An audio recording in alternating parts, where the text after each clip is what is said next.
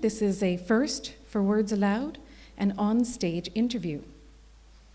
We wanted to give you a chance to find out more about our special honored guest, John Giorno. So we invited Ronna Bloom, who entranced us last year with her performance and inspiring workshop, Writing Your Way Out of a Paper Bag. Ronna is the author of 4 books of poetry, most recently Promissio from Peddler Press in 2009. Her poems have been translated into Spanish and Bengali and broadcast on CBC Radio. Ronna works as a psychotherapist and writing teacher. She has led writing workshops across Canada and abroad and is currently Poet in Community at the University of Toronto. If you had the great good fortune and good sense and good planning to be here with us last night, you would have seen John Giorno's dynamic, unforgettable performance. Today I will just offer a brief introduction. He is a legendary innovator of poetry and performance. His career, spanning 50 years, is intertwined with contemporaries like Andy Warhol and William S. Burroughs. He founded the not-for-profit production company, Giorno Poetry Systems, including Dial a Poem. Honestly, it does beat texting, doesn't it? He became prominent as the subject of Andy Warhol's film Sleep in 1963, also an AIDS activist and fundraiser, visual artist, and longtime practitioner of the Nyingma tradition of Tibetan Buddhism. He joins us today from New York City on his 75th birthday tour. Please, Ronna and John, come to the stage.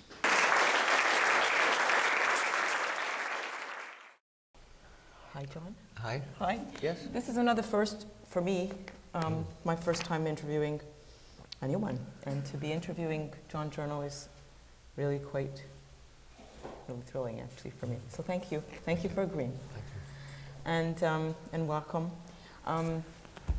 So I want to start by saying happy birthday. Well, thank you. It's a month from today, right? December 4th. Oh, 4th, just a little bit less. And will you be on tour or will you be home? I'm in Paris working on a film of this last poem, Thanks for Nothing. And so we're filming in Paris during those days. And then I have several other projects that I'm working on. Okay, so that's where you'll be on your birthday. You'll be celebrating in Paris. Okay, we'll be thinking of you. So I want to start asking you, since we're at 75, a little bit more about the beginning. And something, if you could tell us about what it was like growing up in your house and what was important and what did people talk about at the dinner table? Well, I come from what would be called an Italian-American family. My grandparents emigrated in the 1880s. And so my parents were that generation. My mother was a fashion designer and quite hugely successful. So that was it, you know. And it was that generation they became Americans.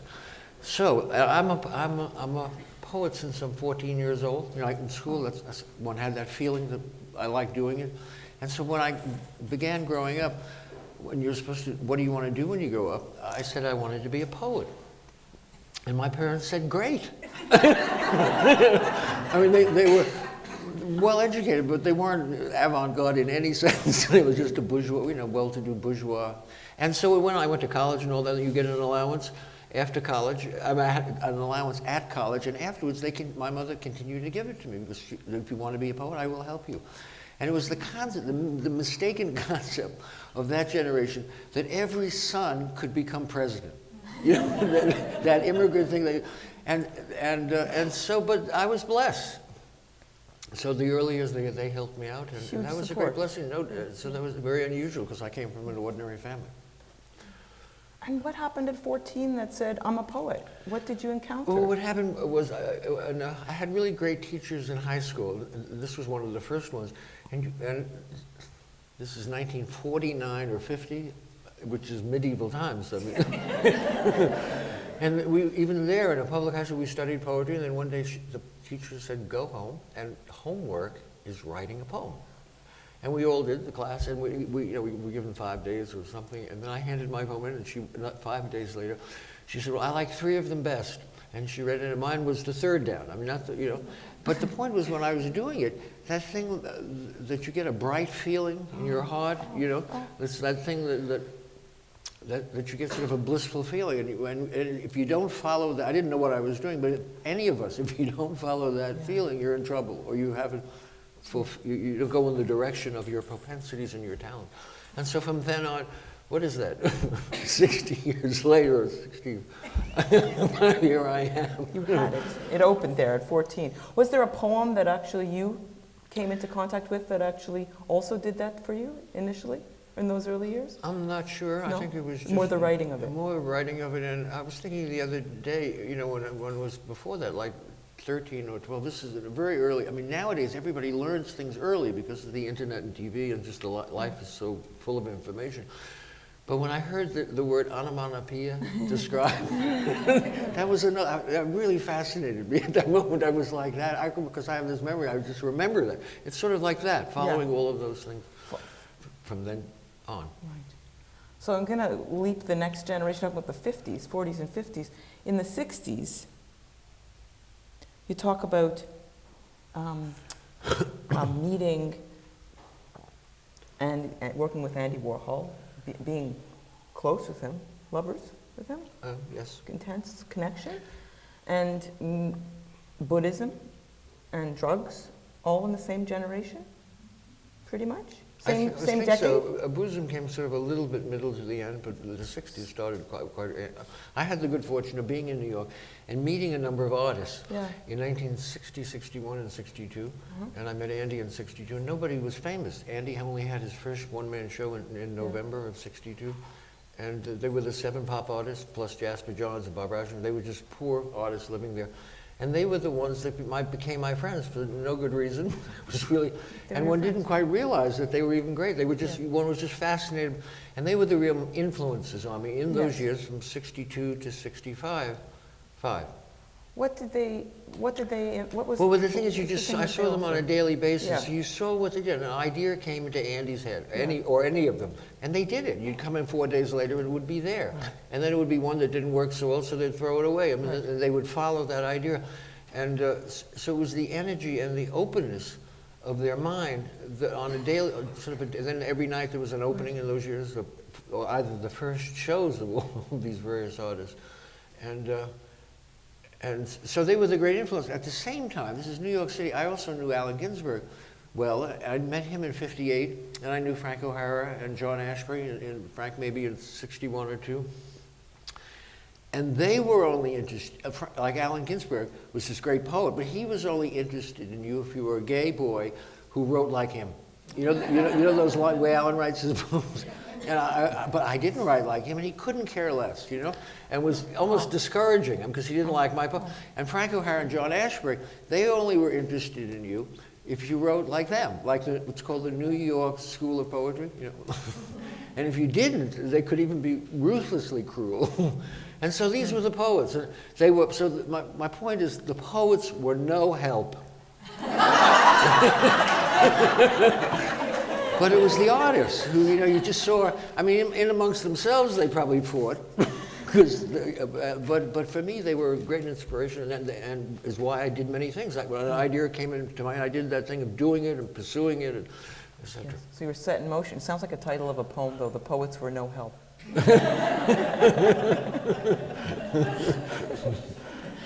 And when that opened, you talked about the openness and energy. It sounds like it sort of connects with what was coming later, which was drugs and Buddhism, energy and open. Like, I don't know if this is a false connection, it's all but connected. It was all. It just struck me that it was all happening at the same time, or near the same time, and sort of funneling into you. And what kind of a huge meeting that would be inside a young person, just. But the theory I have about what happened sort of in the 60s, that is what I said a minute ago, of sort of this innocent, first place, everybody in America and Canada was rich, the middle class was rich for the first time as a result of World War II and just the country growing, and had a this is the middle from top to bottom. I mean, there's always rich people, and that doesn't mean anything. But the middle class felt empowered from this wealth that was from the 40s or from earlier. That was one, in the case me and all of my friends' families. And second was everyone was educated. From the turn of the century, it was mandatory, whatever the words are, everyone went to school. And if you, at least by the 50s, if you had the slightest talent, you got scholarships. And so everybody who had any abilities rose to whatever level they could. It wasn't without difficulties. And so those two things happened. And then the third is drugs. You put drugs into everybody being educated and having a slight affluence of feeling secure, of not feeling compelled. Right. And then what gave birth to sort of this thing, Really which I think is in the 60s. But they went on and it changed in its ways. But. Yeah. So I'm going to ask you a little bit more directly now about your writing. Why do you write? A bad habit, happily. I started out as a bad road. I've got it a little better, that's all. What does it do for you? What does writing do for you? I'm not sure. I don't think of it in those terms, what it does to me. It's a skill that I have, like performing, and I don't even think, I mean, I'm always writing, but I don't think, it's not compulsory. It's like not compulsive? But no, because I'm one of those long poems, like I'm just finishing one. I started last February, and I finished it, I'm rehearsing it as I went along, but it's a really, really complicated one. And then rather than continue rehearsing, I took a break a month ago. And now when I go back, I really can finish working on it, and I'll perform it next year. When you say that and you're working on something over a long period of time, how do you re-enter when you take a break? Is it No, because then every day I'm also working on memoirs. I have no problem working. I have never had a writer's block. Right. If I'm not interested in writing a poem because I've just spent 9 months finishing this one, then I'm only working on the memoirs. Right. And then I have a life that's sort of, one thing I do, I'm a poet. So one thing I do is write. And another thing I do is write the memoirs. And another thing I do is perform. And another thing I do is words from these poems I make into paintings and drawings, which I do work on every day in between writing. Not compulsive, this is a flow of my life every day. And so, but it's all about being a poet, and I don't have to do any of it. And every day I go to whatever I really feel like that day, and it's all continuous. Just feels sort of like organic. It just comes up out of what you're into in that moment. Okay. So I read this, your book, your 1994 book, You Gotta Burn to Shine. And I love the memoirs, and I love the poems. And at the end, there's an epilogue, right, where you talk about what you do. And there's this line at the end where you say, I want to jump inside your heart. Is that still true? Yes. Yeah. Can you say what you mean? I'll say something about what it does to me, but what you feel when you say, I want to jump inside your heart. Well, it's sort of, then there's just mundane, awful words describing sort of thing between subject and object, or the union of two opposites, or non-duality, or this thing, but making it in a way that's sort of not a philosophical word. Yeah. Well, there's something about this non-duality that I think is resonating here for me, because there's something that you do in your work. I've been listening to, I've heard poems of yours for the last 15 years, and some of them just jump inside my heart, and they get stuck there, like they're embedded in me, the whole system. And I don't know why, I don't know what they're doing there. And they stay there. What are you doing there? And they stay there.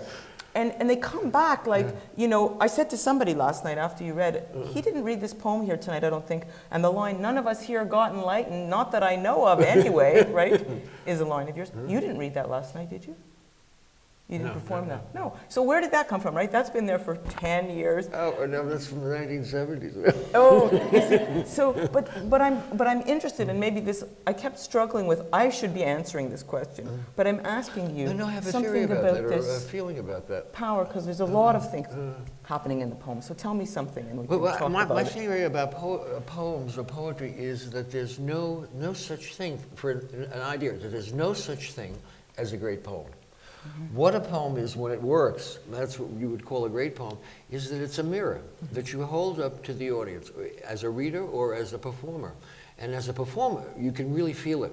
And what the audience is seeing is not they think they're seeing the poem or hearing the poem and this is having this, but they're seeing themselves in the poem. And so they're seeing the wisdom inherent in their mind in the poem. So that's what you're remembering. You're not remembering my poem, you're remembering something that was in your mind before that, that was realized through. And I think this is true with all, examples of like great poems like Allen Ginsberg's Howl. I happened to be, there in 1956 and read that poem, and I'm a gay man. It's the first time anybody had used gay images or something. I could have to see it as a reflection of my mind, and it put me over the top, and it put a million other people because that was my generation. And that poem had this incredibly transformative, revolutionary, aspirational thing, and it transformed the world. Now, if you read Howl, you say to yourself, well, it's a very nice poem. But it's joined the museum along with Rembrandt and Picasso, and it's, but it doesn't, the poem is still a great poem. So what that poem was reflecting the mind of all of these people at that moment, in that period, in that decade or so. So I wanted to, with this idea, because I think it touches me, it's a mirror of my mind at that moment. And there are two things about that. One is that it flips so fast, like your poems, the early ones feel like they swing from line to line, like from really rough-edged, smash it, kill it, to this tender, you gotta carry it lightly if you want to touch their hearts. And I'm feeling myself swing, like as though your lines are going 24 frames a second, like a film, and that each frame has a different sort of sense, and that each one is mirroring. So I'm flipping with that. And in that flipping, I'm going, does he mean that? Do I mean that? Do I feel that? Does he? Like in that way that's so unconscious that that's all going on. So there is that mirroring. There's that to me. But it feels like yesterday when I was sitting here, I was thinking that, and I thought, but I feel released from my mind, actually, is what happens too. So it doesn't feel any more personal on another level. There's something that just, when you perform, I'm out of there. Oh, thank you. Oh. You're welcome.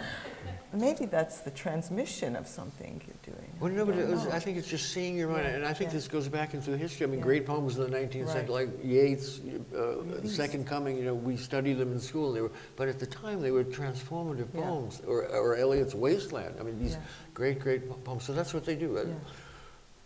There's something too about that stream, the mirroring those different states so clearly and exactly and acutely, that feels like the other things that get in there is the repetition and the rhythm. But there's the compassion, I guess, is something I want to ask about, because I think that your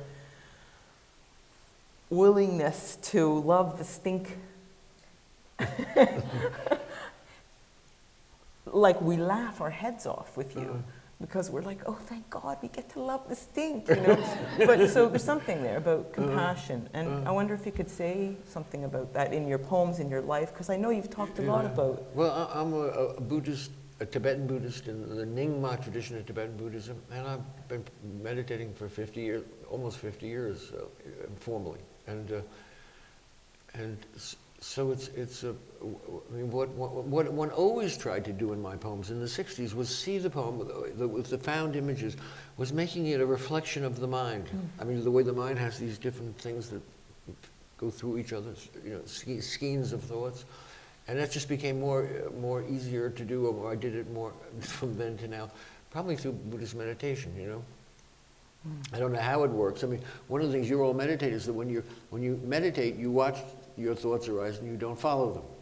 And we know that. But when you do that and you do other things that build concentration, but then when you stop meditating, I think you've developed some skills with seeing thoughts. So maybe there's a beneficial quality that many poets are Buddhists. Like Gary, in different traditions, like Gary Snyder and Philip Boyle and many others, And maybe it's an ability to see your thoughts, or see the wisdom that's arising on your mind more clearly and working with it. And this kind of widest acceptance of this is just another thought, without getting too caught in it, as we do.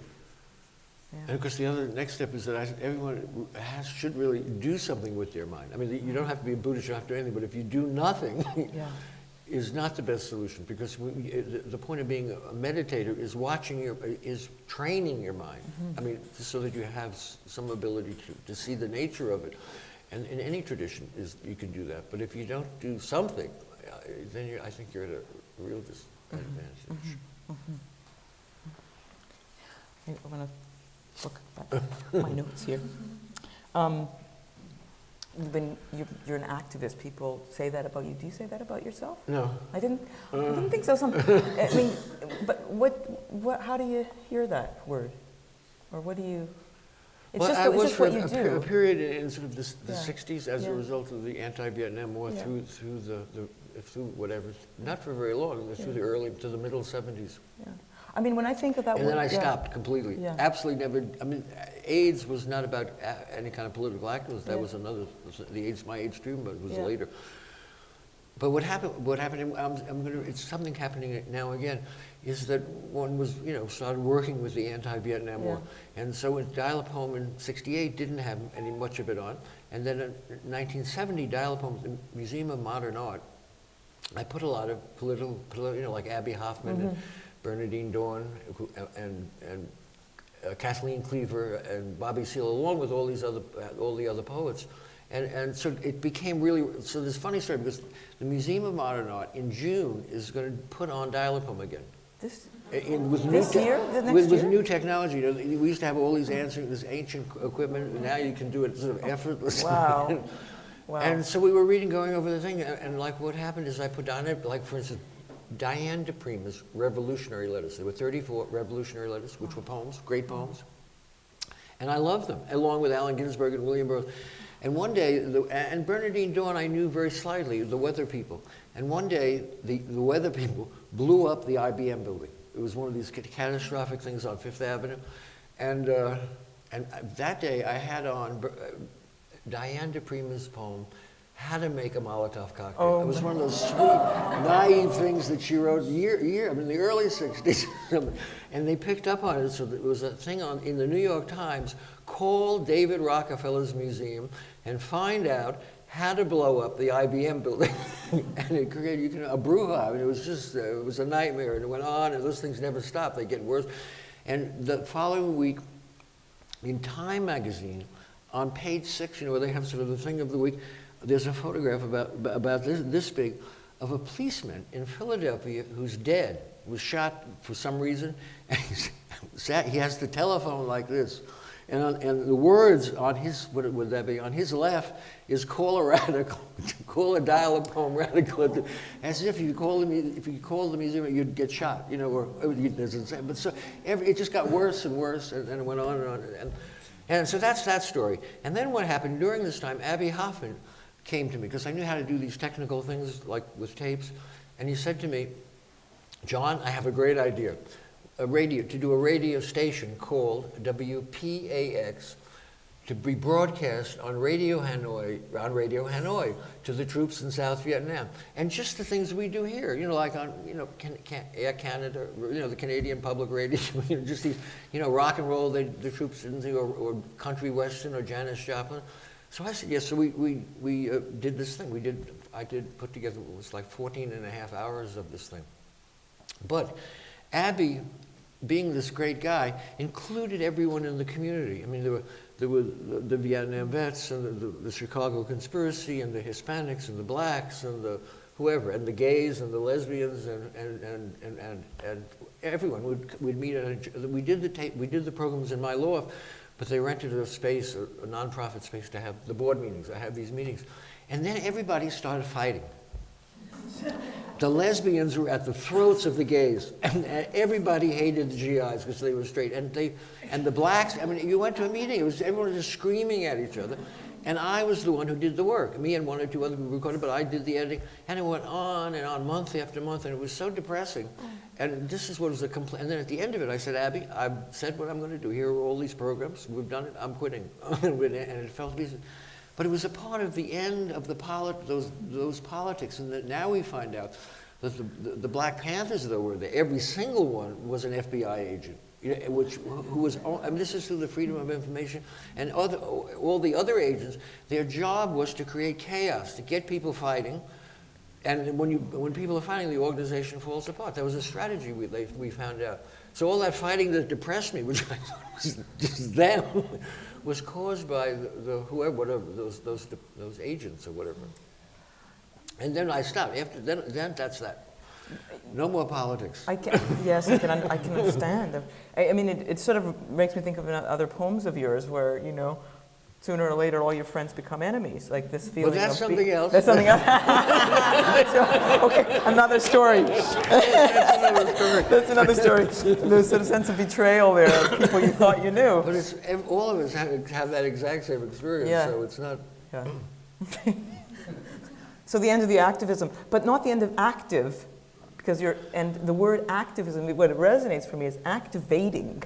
And I'm thinking, are there poets or writers or artists who activate you the way you do me or us? Yes, and then the way my life changes. Current ones now. I was a Tibetan Buddhist for many years by that point in the mid-80s, and my teacher had this great teacher, Dujim Rinpoche, and many of the lamas were being invited, so I invited him to America with many other lamas. So my energies then went to sort of working with Tibetan Buddhism for decades.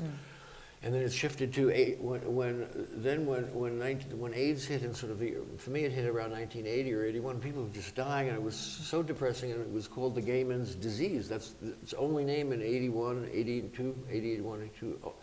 And they discovered the AIDS virus in 83, I think. And it was so depressing, and it just, you know the story. I mean, the tragedy was like somebody gets sick and they lose their job and they don't have any money and they're literally on the street. So it seemed to me the one thing that was needed was money.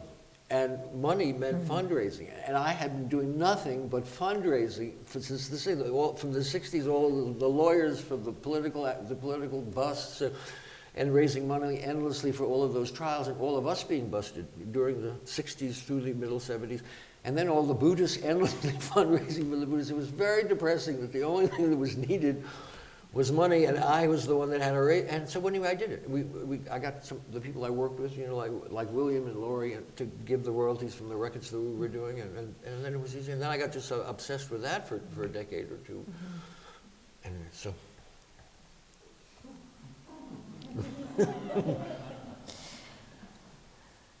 And now your energy is more in writing and creating and art and the projects you're doing. Totally. Yeah.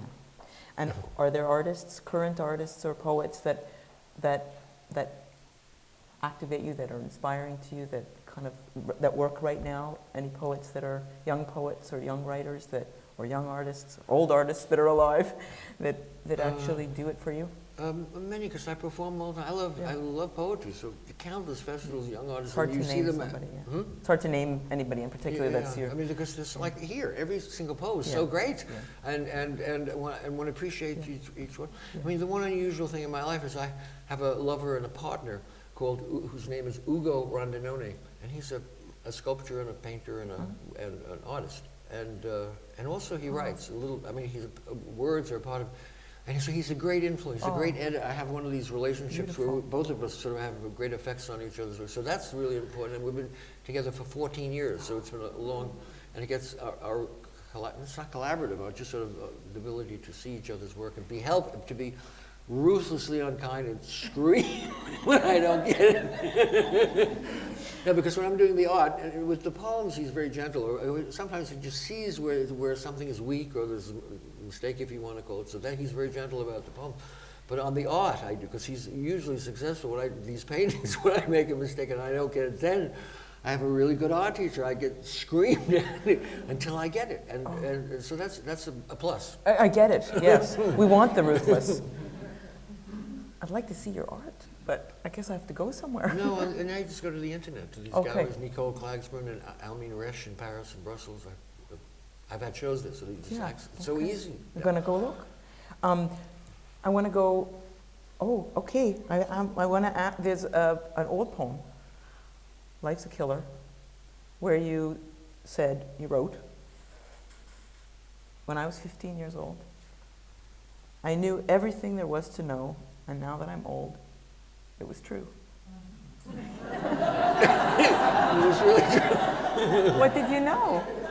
Well, it's sort of like all of us, me and everybody else. When you, whatever years, when you're young, you get a natural understanding of mind, the nature of mind, you know, and everything about it. It's sort of because when you learn things, you're not learning something from outside that you're being imprinted with. You're learning about your mind, which is life, you know.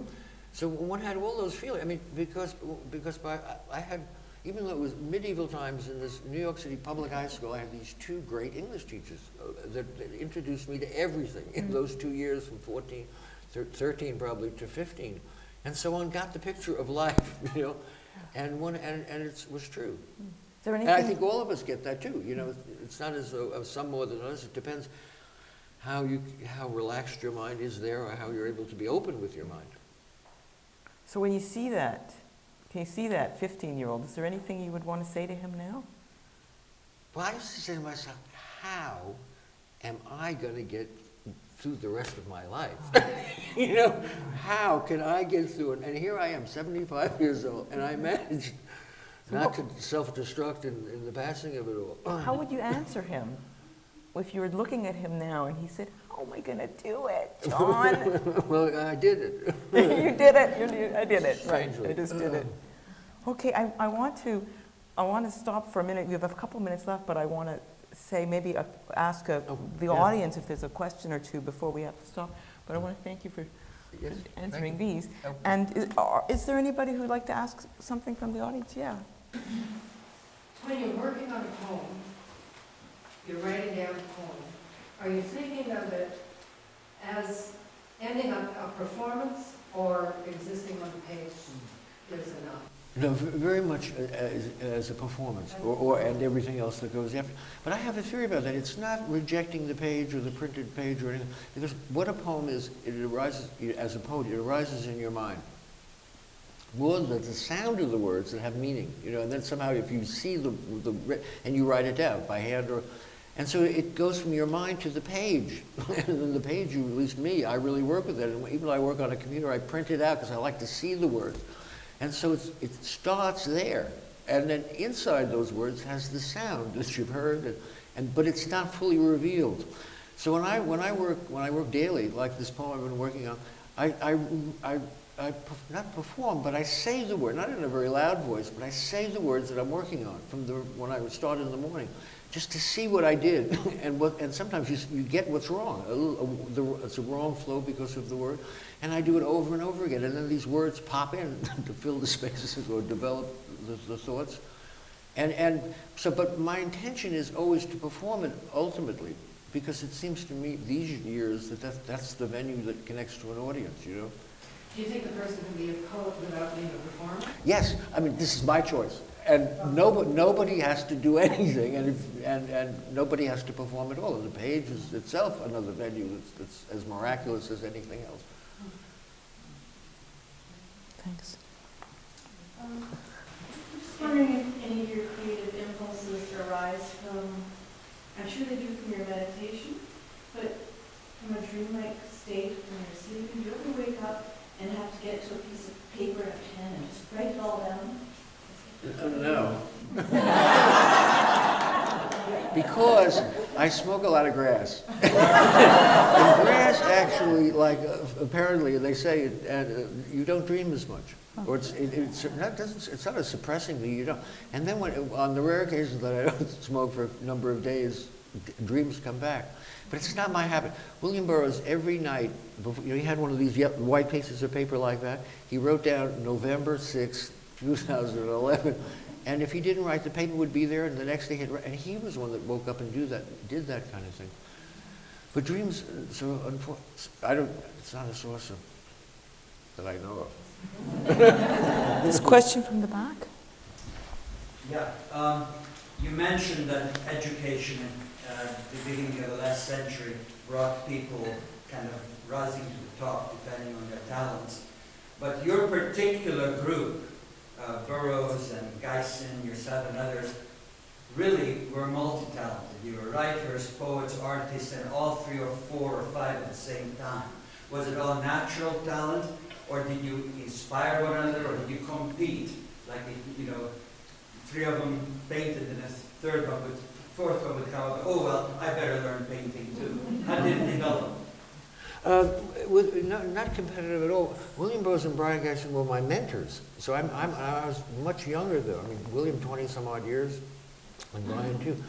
And so when they came in 64 and 5, and I met them and spent that year with them before they left it, I mean, Brian and William introduced me to sound compositions and poesy, sonora, and just being with William on a daily basis. His mind was so brilliant. So it was really the enormous influence. And then they left, when they left in the end of 65, or in September of 65, I just continued. And then we stayed really good friends. And it was very collaborative for all our lives. With William, I toured endlessly. And they were enormously important for me. So it was all natural then? Yeah, and it was a generational thing. There was no competition because they were all much older and so famous themselves, so that it's not, no, so that was a joy. I think there's time for one more, yeah. It's more a comment than a question, but I found your stuff so operatic, and I took your book home last night, and of course I couldn't see it on the page or hear it on the page, but you were doing it, and you were like an opera singer with breath control, and the silences were so cage-like. Yeah, but I sort of just developed that all by myself. I had no, I wasn't trained. I mean, if you're a singer, you're trained how to do that. And so in my case, I was doing that early, in the early 60s or 70s, this not doing, having a few drinks even, and letting all this energy come out. And I sort of worked with it and developed a performance style, like in Poetry in Motion, that film. Mm-hmm. But I've been also a Buddhist during all these years. And in Tibetan Buddhism, there's a practice called Tumo, which is called generation of heat. And it's using the breath to create heat. And the tanka, the picture in the paint, is of a yogi sitting in the snow with the snow coming down, and he has a shawl that's sweating. And so he's sweating in the snow naked. But that's a real, and in Buddhist meditation, you get to a point where that's one of the practices you get given to do. And I did that. And then I realized what I was doing when I was performing. And I got to do it a little better, that there are these various chambers. There's this in the lungs, and at least in the meditation, there's a chamber there and there's a lower. And you work with moving the air up and down, which creates heat in the meditation. I said, I've been doing this. And so I just work with it better now. But I think opera singers, or any singer, is taught how to do, but I don't know how to do that. And I'm also not taught as an actor. I just did this thing of memory. I have a technique that I did. But I'm sure actors are taught how to memorize things easily. To me, I do it over months and months and months, which I'm sure is a better way to do it. But so all of the things just they just arose, and I did them. I think that's such a nice place to stop. All these things just arose and I did them. So maybe just to say thank you. Well, thank you.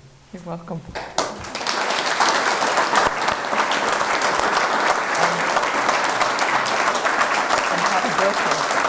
And happy birthday one more time.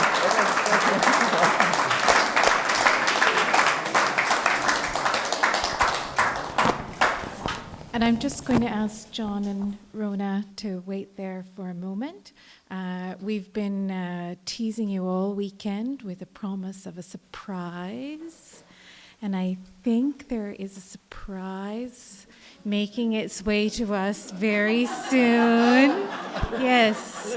So, would someone's having a certain birthday.